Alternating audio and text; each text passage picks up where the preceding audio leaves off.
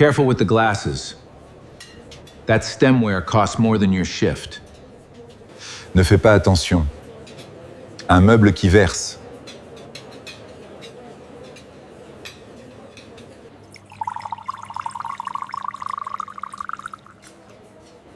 Elle ne compte pas ici. يتكلم كثيرا. He called her illiterate in French. She answered his whole table in 3 languages. Careful with the glasses, Everett Blaine said, not looking at her. This one probably can't read the label. The bread basket trembled in her hands. She set it down anyway. He turned to his guests and switched to French, smiling the way men smile when they think the room can't follow. Don't mind her, furniture that pours. She likely can't read her own name, let alone a menu. One of the partners looked at his plate. Another cleared his throat. Yusra Haddad said nothing. She refilled the water, right to left, steady. And beneath her apron, her thumb pressed once against a laminated card no one at that table would ever ask to see. The private room at Meridian and Vine sat on the 31st floor of the Hale Hotel, where the windows held the whole city and the Potomac beyond it, going slowly pewter in the last of the light. Everett Blaine had booked it for the evening. 3 international partners, 1 deal, 1 folder of contracts, resting beside the salt. He was a man who had built everything he owned with his own hands, and he wore that fact like armor. The watch too heavy, the cufflinks too bright, the voice pitched a half-step louder than the room required. Yusra had served men like him before. She knew the type by the way they ordered without looking up. She moved around the table quietly, filling water, clearing the first course, saying "of course," and right away, in the flat, careful English she used at work. Her accent was soft but present. It was the accent she had learned, that people heard first. Sometimes it was the only thing they heard. When Blaine made his joke in French, she felt the old heat climb the back of her neck. Not surprise. She had stopped being surprised a long time ago, just the familiar sting of being spoken about as though she were a chair that had learned to walk. She kept her face still. She had a great deal of practice keeping her face still. One of the partners, an older man with tired eyes, glanced up at her and then quickly away, and in that flick of his gaze, she saw something she recognized. Embarrassment, not for himself. For her. She gathered the empty bread plate and stacked it on her arm with a neatness that came from somewhere the room could not see, and she carried it out through the swinging door into the noise and steam of the kitchen, where no one was pretending anything. 9 years ago, in a lecture hall 2,000 miles east of that dining room, Yusra Haddad had stood at a podium and delivered a paper on the ethics of legal translation to a room of people who wrote her name on their programs. She had a master's degree.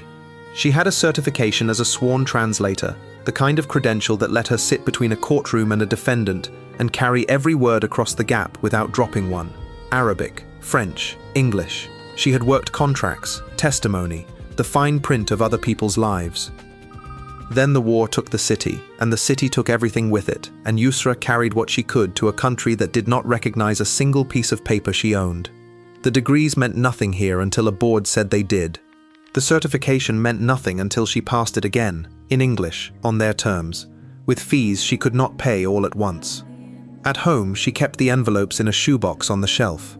The evaluation services, the credentialing bodies, each one wanting a document, a fee, a translation of the translation of who she used to be.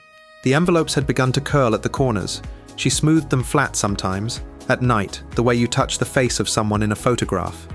On the small table by the window sat her old dictionary, its spine broken and retaped so many times, it fell open on its own to a single page. The page for a single word, obligation. She had read it so many times the paper had gone soft, and in her apron, folded inside a plastic sleeve to keep it from wearing away, she kept her old academic ID. The photograph was younger, the lettering was in a language most of her customers would call decoration. She never showed it to anyone. She had learned that showing it changed nothing, and explaining it cost more than the silence did. So she took the shifts. The 70 bus down Kennedy Street at 4 in the afternoon, the black apron, the flat, careful English, the tips counted into a chipped mug on the counter when she got home past midnight. She was not ashamed of the work. She was ashamed of nothing. But there were nights when a man said a cruel thing in a language he assumed was a wall between them, and she felt the whole distance of it. Everything she had been, folded up small and pressed against her hip where no one would look. Here is what Everett Blaine did not know. Yusra had been translating his entire dinner from the moment she poured the first glass. She heard the German partner murmur to his colleague that the numbers on page 4 were more aggressive than they'd agreed. She heard the older man with the tired eyes, the Lebanese one, whose Arabic carried the same coastal music as her own, mutter that Blaine talked too much and listened too little. She heard the French partner, the one seated nearest the folder, express a small, precise doubt about a clause, a doubt he then folded away and did not raise aloud because the interpreter had waved it off. She heard all of it while she cleared plates. This is the thing about a person who speaks 4 languages. She does not switch them off. They run underneath everything, a current beneath the floor. She could no more stop understanding the table than she could stop hearing her own heartbeat. So while Everett Blaine performed for his guests, while he called her furniture, while he laughed at his own joke about a woman who couldn't read her name, that same woman stood 3 feet from the contract that would change all their fortunes and understood every word being spoken on every side of it. She refilled the water, she replaced a fork, she said of course, and right away, and let them believe she was empty. The interpreter Blaine had hired sat at the corner of the table, a young man in a good suit who rendered the French and the German into English, with a confidence that outran his skill. Twice Yusra heard him smooth over a word to make the sentence land cleaner. Twice she caught the small softening, the meaning shaved down to fit. She said nothing. It was not her table, it was not her deal, she was there to pour. But her ear had been trained for exactly this, for the gap between what a person said and what a translator claimed they said. She had spent a career living inside that gap, guarding it, because in a courtroom a shaved word could cost a man his freedom, and in a contract, it could cost a company everything. She carried a stack of plates to the kitchen and set them down, and for a moment she stood at the pass with her eyes closed, listening to the microwave in the corner blink its unset clock. 12, 12, 12, and she told herself, as she had told herself 100 nights, that it was not her business. Nabil was on the line that night, plating desserts with the same slow care he did everything. He had come from the same coast she had, more or less, and they had fallen into the easy shorthand of people who did not have to explain themselves. On slow nights they played chess on a folded paper board he kept behind the flour, one move a shift, arguing over it for days. He always opened the same way. He always lost the same way, cheerfully. "Bad table?" he asked, not looking up from the plate. "They're all bad tables," she said. He smiled at that, the way he did, and slid a spoonful of extra cream onto the dessert bound for the room, because he had decided years ago that the food, at least, would not carry anyone's contempt. "You look like you're solving something," he said. She was. Because she had heard it now, clearly, on her last pass. The French partner and the Lebanese one, heads bent together, disagreeing in low voices about Clause 9. The contract, drafted in English, translated into French for the partners, hinged on a single phrase. An obligation. In the English, the party promised to use best efforts, to try, in good faith, with no guarantee of the result. In the French, rendering the interpreter had chosen, the phrase had hardened into a promise of the outcome itself. Best efforts had become, in translation, a guarantee. In the law of contracts, those are 2 different worlds. One asks you to try, the other holds you liable if you fail. The French even has separate names for them, an obligation to try and an obligation to deliver. The interpreter had walked the partners from one to the other without knowing he'd crossed a border. The Lebanese partner had felt it. "Something's wrong here," he was saying. "This is not what we agreed." But the young interpreter had assured them it was standard language, and Blaine had waved his hand and called for the pens. Yusra stood at the pass with a dessert tray balanced on her palm. If the partners signed, they would be bound to a promise they had never meant to make, and the first time the market turned, that single mistranslated word would open like a trapdoor beneath the whole deal. It was not her business. She picked up the tray. She set the desserts down one by one, moving around the table in the slow, invisible orbit of a server, and she listened to Blaine call for the signing. The folder came open. The interpreter turned to the marked page. A fountain pen was uncapped and passed to the Lebanese partner, who held it above the line with the reluctance of a man signing against his own better sense. Blaine was watching them all with the bright, hungry patience of a man about to win. He had leaned back. His watch caught the light. He said something to the French partner about how good it felt to finally get everything in writing, and he laughed. And he threw one more glance at Yusra as she poured the last of the water, one more little joke forming behind his eyes about the woman who couldn't read. And Yusra Haddad stood very still with the pitcher in her hand and made the only decision that mattered. She thought of the shoebox, the curling envelopes, the dictionary broken open to a single word. She thought of the ID against her hip, and every night she had chosen the silence because the silence was cheaper. She thought, I know what that clause says. I am the only person in this room who knows what that clause says. And she understood, with a calm that surprised her, that this was not about the man who had insulted her. If she spoke now, she was not speaking to wound him. She could let him keep his cruelty and his deal both, and walk out with her tips in a chipped mug, and it would cost her nothing. But there was a man about to sign his name to a promise he did not understand, because the person paid to carry his words across the gap had let one fall.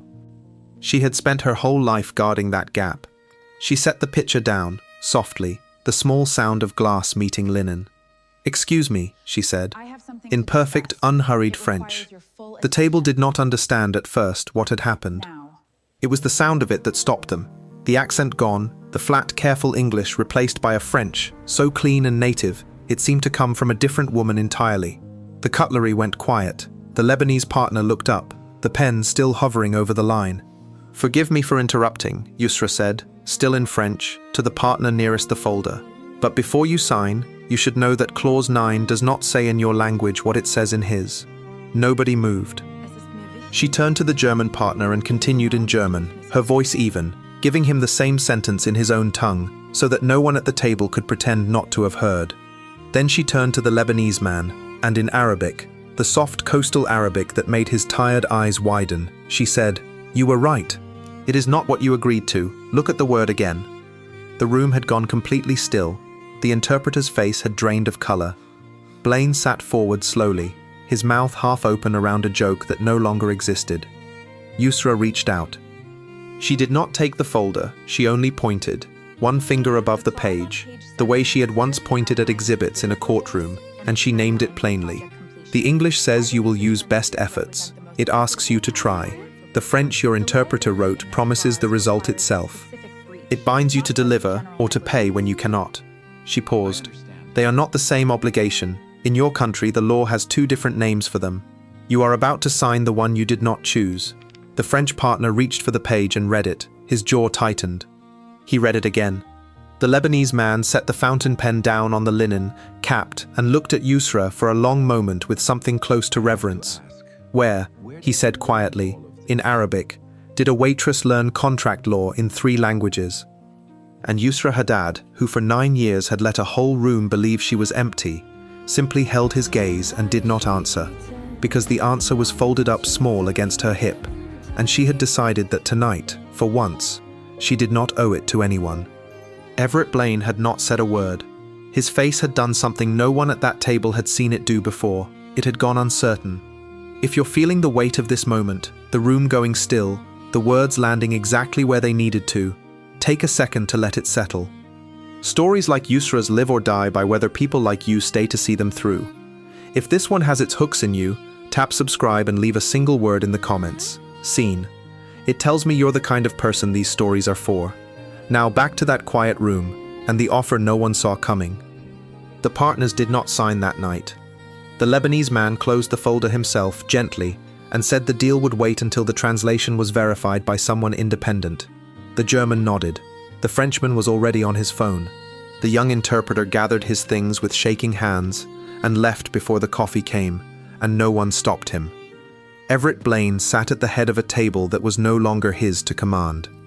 He had built everything he owned by never letting a room get ahead of him, and for the first time in a very long time, a room had. He looked at the waitress he had called furniture, and Yusra could see him rearranging her in his mind, trying to fit what he had just heard into the small shape he'd assigned her. He could not do it, so he did the only thing men like him know to do with something they suddenly want. He tried to buy it. "Sit down," he said, then, catching himself, softer, "Please." She did not sit. Whatever they're paying you here, he said, I'll triple it. I need someone who... He gestured at the folder, at the whole evening, at the disaster she had just walked him back from the edge of. Someone who catches that. My legal team missed it. Everyone at this table missed it. You didn't. He named a number. It was a very large number. It was more money than the shoebox of curling envelopes had cost her in a decade of fees she could not pay. The room waited, and Yusra thought about it. She would be honest with herself later. She thought about it. She thought about the 70 bus in the dark and the chipped mug, and the microwave blinking 12 in a kitchen that would never know her name. Then she thought about how, 20 minutes earlier, this same man had turned to his guests and decided out loud that she could not read. He had not offered because he had come to see her.